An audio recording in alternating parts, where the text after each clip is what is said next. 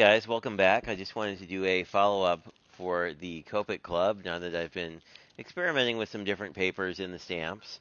Just for a recap, we got these two CC Designs Fashionista stamps that you'll see over here. And you got three colors.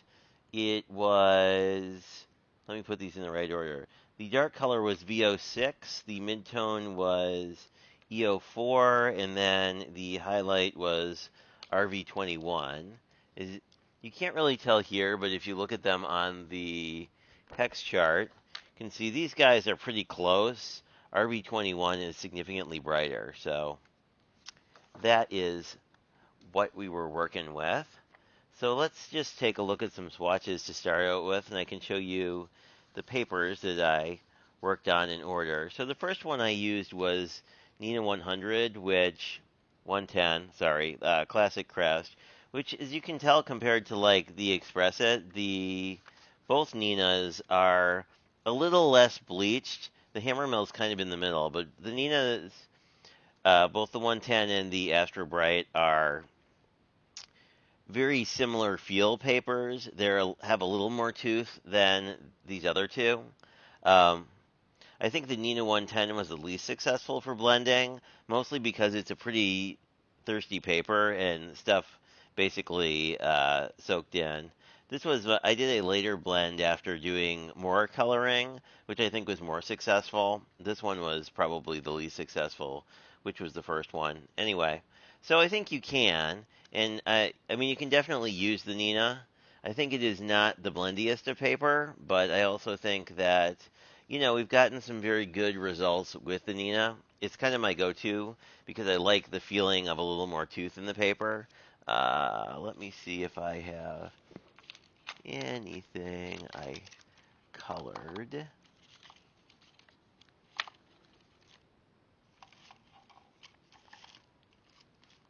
Well, I have my bird swatches. We can look at these. So these are all Nina 100.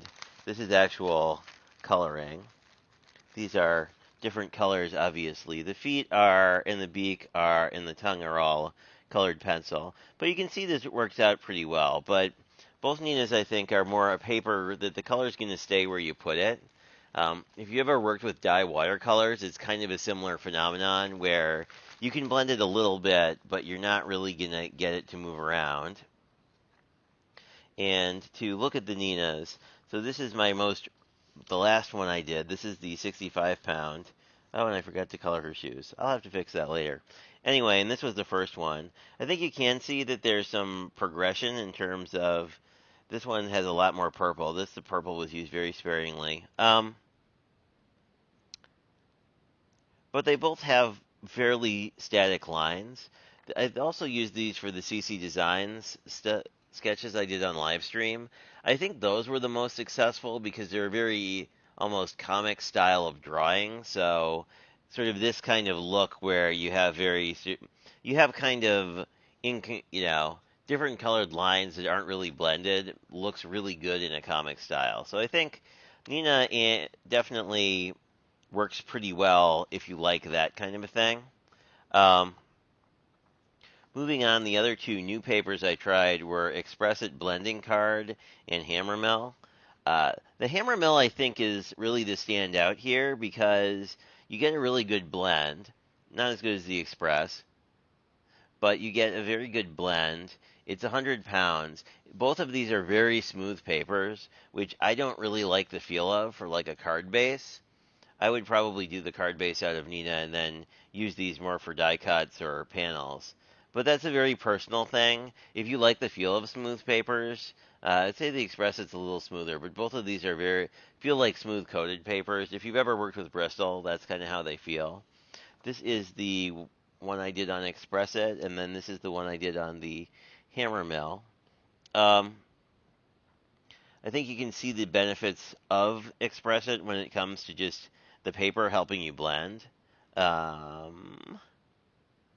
Yeah, but you do get some fairly good blends on the Hammermill, which is kind of surprising considering it's not sort of purpose-built.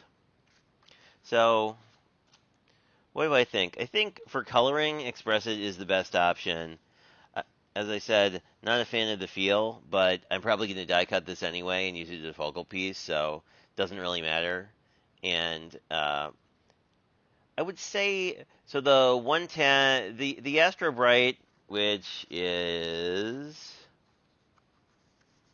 this one, is the easiest paper to find. The other thing is the Astro Bright is since it's a lightweight paper, it holds up pretty well. But also it's going to saturate, so then it would stay wet more easily. So I think the Astro Bright is an easy to find option. The Hammer Mill, which is this one, um, I think is the best middle of the road. You just want to stock one paper. If you're not me and you don't have multiple reams of white paper, a lot of people like Hammer Mill for basically everything, which I think is very versatile. In comparison to the Nina, it's much better to color on, I would say. Here's the Nina 100 again. As you can see, the Nina, actually there's not a lot of difference. Like the Hammer Mill actually bled through slightly less, which makes sense because it feels like a coated paper.